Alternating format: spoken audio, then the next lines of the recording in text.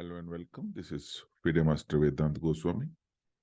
Today we are going to see a game of Bobby Fischer. And while we enjoy the game and the beautiful finish, we'll also try to go through the game to understand what were the typical thought processes or the patterns which allowed Fischer to conduct the game so beautifully and efficiently. The whole idea of this video would be to try to learn some of those thinking processes and uh, consequently improve our game. So let us start. So white is Bobby Fischer, starts with E4. His opponent, Paul Benko, a Grandmaster, plays G6. This game was played in New York in 1963. The game continues on regular lines, D4, Bishop G7, which is the perk defense, and white plays NC3, D6, and F4. So Fischer chooses a very aggressive variation, and the idea is to push the pawns as and when whites get an opportunity and attack the opponent, known as the Austrian attack. NF6, NF3, castles, Bishop D3.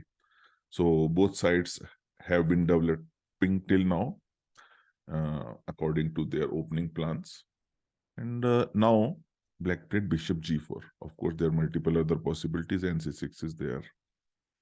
And maybe NBD7 or maybe C5. So white immediately asks the question, what do you want to do about the bishop here? And gets the double bishop advantage. White has the two bishops. NC6, the pawn on D4 is attacked. White protects with bishop E3 and black strikes in the center with E5. Fischer takes with D into E5, D into E5 and F5. A very interesting moment of the game.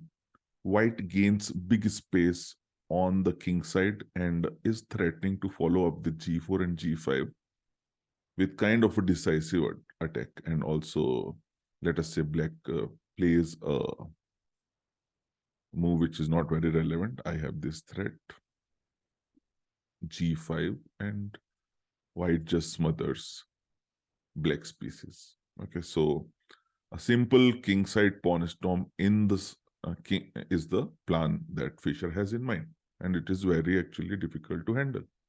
So black takes G into F5, which is already a big concession because the cover of the black king is now severely diminished. One of the key pawns has been removed, and that is always a very risky factor.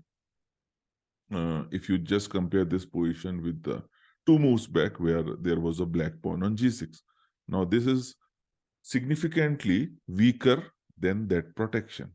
So already white has some opportunities to plan and create an attack on the king side. Let us see how the game goes. Black plays ND4, trying to simplify, hoping that bishop will capture. White simply retreats with queen into queen F2, sorry. Now, white wants to keep his pieces because if white is planning to have an attack on the king side, he will need pieces. Okay, so a person with attacking intentions usually keeps pieces on the board, and the queen is the biggest attacker. So if you have any opportunity to attack or you hope there's an attack in the position, usually you would want to keep the queen on the board because queen is the most powerful attacking piece. Knight E8. Now, black also starts to plan a defensive formation and kind of the next stage of the game. So he plans to put the knight to D6 and counter attack with C5 and C4 and even maybe F5. Okay, so a very decent plan, right? Castles, even long castle is possible. Knight comes to D6. Okay, so both sides still are playing with the plan. The only advantage with white being that the black king is a little bit weak. So one of the main factors in assessing the evaluation of the position is the safety of the king. So if you compare both the kings, black king is little bit weak because of the removal of the g6 pawn.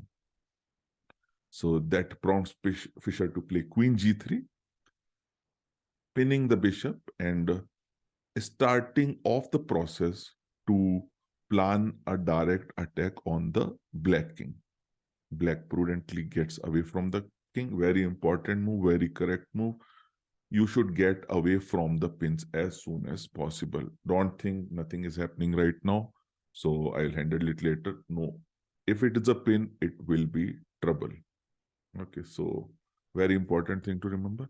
And now Fischer plays a very nice queen g4.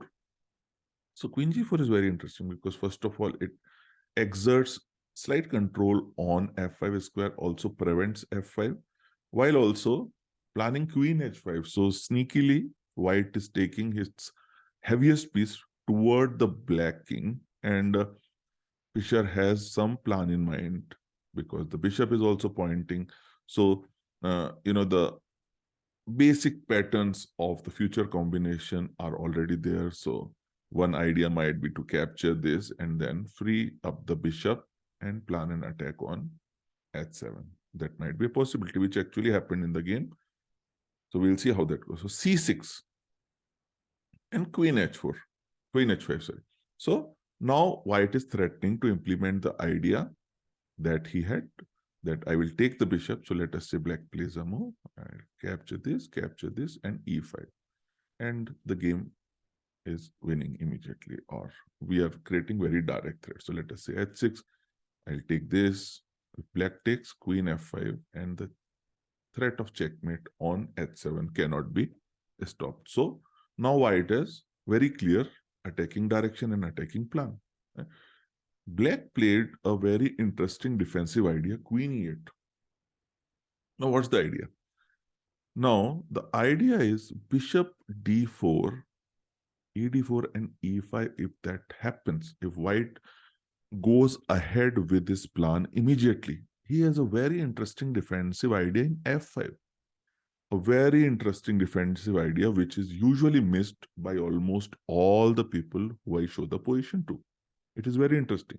But the skill of a very strong chess player is to figure out the opponent's defensive idea and then cross it, okay, which is what exactly Bobby Fischer did. So he saw this idea that if I do this immediately, black has a brilliant defense in f5, which takes care of all the problems immediately. So let us say, I'll again show interesting variation. So let us say e5, f5, and now if a pawn captures the queen, white queen itself is hanging and white loses the queen. While if I capture the queen, the knight takes the queen and everything is protected and black gets a perfectly fine game. So Fischer saw through this and then devised an idea to stop the defensive idea. So very brilliantly done. So it is important, very, very important to figure out the opponent's idea, because if you know the idea, you can take concrete steps to destroy it or to cross it or to stop it. Okay, so bishop into d4, e into d4. And now is the time for the brilliant move, the brilliant conception. So of course, Fischer saw the defensive idea and he played rook f6, sacrificing a whole rook in order to stop the pawn from moving and stop black from executing his defensive idea. And the idea is when black takes the bishop, now e5 is winning because the queen is now secluded from defense. It can no longer participate. And the checkmate on h7 is inevitable. So a brilliant, brilliant move, but the important thing is to notice the thinking process which helped Fischer arrive in this. So he has a very clear idea, but very important to notice that he also saw the opponent's defensive possibilities. That is the biggest thing. And once he saw that possibility, he took concrete steps to overcome that by the beautiful concept rook f6. The game actually went king g8 and the white played e5, again threatening the mate, and after h6 and ne2, the black side played by Paul Benko resigned, because if the knight moves away, I can play queen f5 and checkmate. And if bishop takes the rook, again, I have the same checkmate combination with h7. Black does has the possibility to stop it for a moment, but doesn't help much, because again, this is checkmate. So a beautiful, beautiful game, and one of the most amazing moves that we have seen, rook f6. And hopefully this was helpful in trying to decipher the thought process of a great champion like Bobby Fischer. So I hope you enjoyed the game. Thank you so much for watching, and do consider subscribing if you want to keep up to date with the upcoming lessons. Thank you so much. I'll see you in the next one.